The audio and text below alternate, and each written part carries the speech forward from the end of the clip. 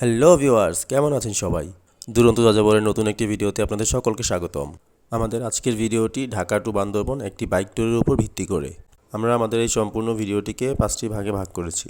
আজকে দেখবেন এর প্রথম পর্ব। ভিউয়ার্স, আমরা যেহেতু ঢাকা থেকে বান্দরবন বাইকে করে যাব, তাই আমরা সব দিক বিবেচনা করে রাতে না গিয়ে সকালে যাবার প্রস্তুতি নিলাম। আমাদের পরিকল্পনা ছিল ফজরের নামাজ পড়ে আমরা ঢাকা থেকে বান্দরবনের উদ্দেশ্যে রওনা দিব। কিন্তু গতদিন রাতে প্রচুর পরিমাণে বৃষ্টি হওয়ায় আমাদের যাত্রা কিছুটা বিলম্ব হয়। যাই হোক, ইচ্ছে ছিল ভোর 5টায় রওনা দেবার, কিন্তু সেখানে ঠিক 7:30 বাড্ডা থেকে আমরা রওনা দেই। আমরা রাস্তা কমানোর জন্য এবং যানজট থেকে মুক্তি পাওয়ার জন্য বাড্ডা হয়ে বনশ্রী রোডে, স্টাফ কোয়ার্টার হয়ে ড্যামরা দিয়ে একদম চট্টগ্রাম রোডে উঠলাম এবং ঢাকা চট্টগ্রাম মহাসড়ক দিয়ে বান্দরবনের দিকে রওনা হলাম।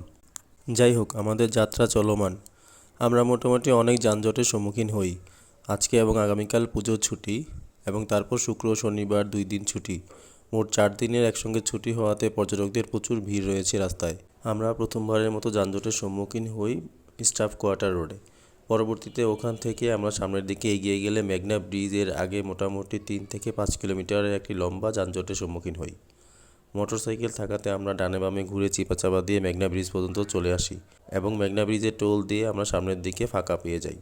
ফাঁকা রাস্তায় মোটামুটি 70 থেকে 80 কিলোমিটার পার আওয়ার গতিতে আমরা সামনের দিকে এগিয়ে গেলাম।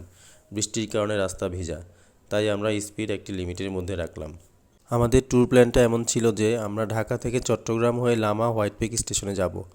ওখান থেকে মিরিঞ্জা হয়ে আলীকদম দিয়ে থানচি এবং থানচি থেকে বান্দরবন। সবশেষে আমরা বান্দরবন থেকে ঢাকার উদ্দেশ্যে রওনা দিব। আমাদের ট্যুরের মূল প্ল্যান মোতাবেক আমাদের আজকের প্ল্যান ছিল ঢাকা থেকে কুমিল্লা বা ফেনী এসে আমরা সকালে নাস্তা করব এবং পরবর্তী চট্টগ্রাম এসে দুপুরের খাবার খাবো এবং রাতে চকরিয়া অথবা বান্দরবন শহরে আমরা থাকব এবং এরপর দিন সকালে আমরা লামা হয়ে হোয়াইট পিক স্টেশনের দিকে যাব। কিন্তু বৃষ্টির কারণে আমাদের সবকিছু প্ল্যান মোতাবেক হলো না। প্রথমত আমরা অনেক দেরি করে রওনা দিয়েছি এবং বৃষ্টির কারণে রাস্তা ভেজা হওয়াতে আমাদের মোটরসাইকেল একটি নির্দিষ্ট গতিসীমায় রাখতে হয়েছে। সুতরাং আমরা প্রথমবারের মতো দাউদকান্দির কাছাকাছি এসে একটি চা বিরতি দিলাম। পরবর্তীতে চা খাওয়া শেষ করে আমরা বান্দরবনের উদ্দেশ্যে আবার যাত্রা শুরু করলাম এবং অনেক দূর পথ অতিক্রম করার পর কুমিল্লার মাঝামাঝি শহরে নূরমহল নামক হাইওয়ে রেস্টুরেন্টে আমরা সকালে নাস্তা করার জন্য পুরোপুরি বিরতি দিলাম। হোটেলটিতে নাস্তার পাশাপাশি বিভিন্ন ধরনের খাবার রয়েছে।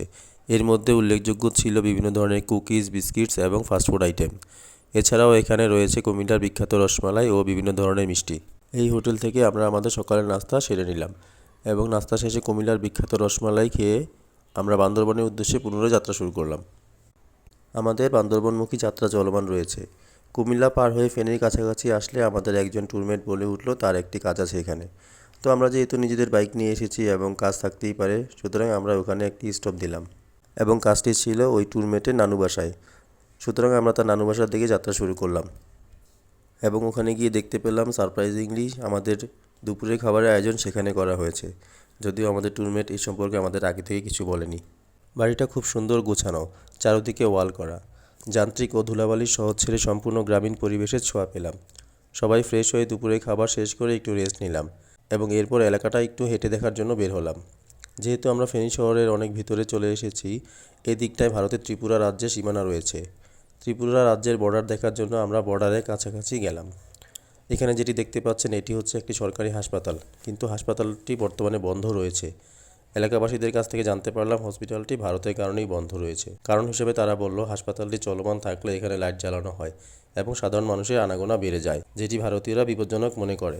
যাই হোক ভিউয়ার্স, এই যে দেখতে পাচ্ছেন আমরা বাংলাদেশের সীমানায় দাঁড়িয়ে আছি এবং অপরদিকে যে ল্যাম্পপোস্টগুলো এবং ঘন বনটি দেখতে পাচ্ছেন ওইটি ভারতের ত্রিপুরা রাজ্যের সীমানা এবং এই বাড়িটি হলো বাংলাদেশের এই দিক থেকে সর্বশেষ বাড়ি। এলাকাটা কিছুক্ষণ ঘুরে দেখার পর আমরা বাড়িতে ফিরে গেলাম এবং সকলের কাছ থেকে বিদায় নিয়ে আমরা আমাদের বান্দরবনের উদ্দেশ্যে যাত্রা শুরু করলাম। যেহেতু আমরা ফেনী শহরের একটু ভিতরের দিকে চলে এসেছি, দুপুরের খাবার শেষ করে সকলের কাছ থেকে বিদায় নিয়ে বান্দরবনের উদ্দেশ্যে রওনা হতে হতে আমাদের প্রায় 3টা বেজে গেল। এলাকার রাস্তা শেষ করে আমরা যখন ঢাকা চট্টগ্রাম মহাসড়কে উঠলাম তখন আবার গুড়ি গুড়ি বৃষ্টি শুরু হলো। বৃষ্টি যেন কোনো কারণে আজকে আমাদের পিছু ছাড়ছে না। আমাদের বাইকের গতির সঙ্গে পাল্লা দিয়ে বৃষ্টির গতি বেড়েই চলছে, কিন্তু হাতে পর্যাপ্ত পরিমাণ সময় না থাকায় আমরা আর কোথাও দাঁড়ালাম না। এই গুড়ি গুড়ি বৃষ্টির মধ্য দিয়ে আমরা আমাদের যাত্রা চলমান রাখলাম। ভিউয়ার্স, আজকের ভিডিওটি আমাদের 5 পর্বের প্রথম পর্ব। এই পর্বে আপনারা জানতে পারবেন আমরা ঢাকা থেকে কিভাবে বান্দরবন গেলাম, কোথায় কোথায় দাঁড়ালাম, কোন কোন হাইওয়ে রেস্টুরেন্টে আমরা সকালের নাস্তা দুপুরের খাবার খেলাম, এবং রাতের খাবার কোথায় খেলাম, কোন কোন হোটেলে থাকলাম ইত্যাদি সকল কিছু সম্পর্কে। এছাড়াও জানতে পারবেন ঢাকা থেকে বান্দরবন যাওয়ার অন্যান্য সকল উপায়সমূহ। ঢাকা থেকে বান্দরবন খুব সহজেই যাওয়া যায় এবং সরাসরি সড়ক যোগাযোগ ব্যবস্থা খুব উন্নত হওয়ায় যে কোনো পরিবহনেই আপনারা যেতে পারবেন। এর মধ্যে বিশেষ করে শ্যামলী পরিবহন, হানিফ এন্টারপ্রাইজ, গ্রিন লাইন পরিবহন ইত্যাদি উল্লেখযোগ্য। এছাড়াও আপনারা চাইলে সরাসরি ব্যক্তিগত গাড়ি নিয়ে বান্দরবন শহর পর্যন্ত যেতে পারবেন। কিন্তু বর্তমানে ইয়ং জেনারেশনের মধ্যে একটি জিনিস খেয়াল করলাম যে ঢাকা থেকে কক্সবাজার, বান্দরবন, রাঙামাটি তারা মোটরসাইকেলে করে খুব সুন্দর সুন্দর ট্যুর দিচ্ছে।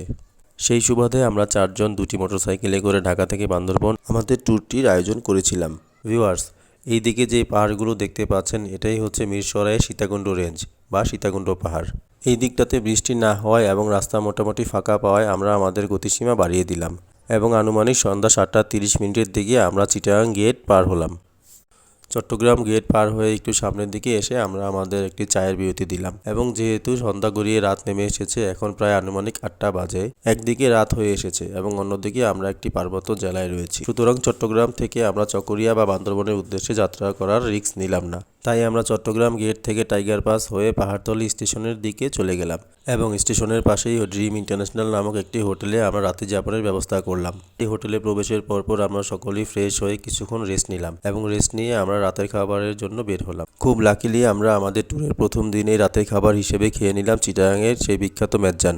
অনেকটা জার্নি করায় আমরা খুবই ক্লান্ত, তাই রাতের খাবার শেষ করে আমরা সরাসরি হোটেলে চলে আসলাম এবং ঘুমের প্রস্তুতি নিলাম।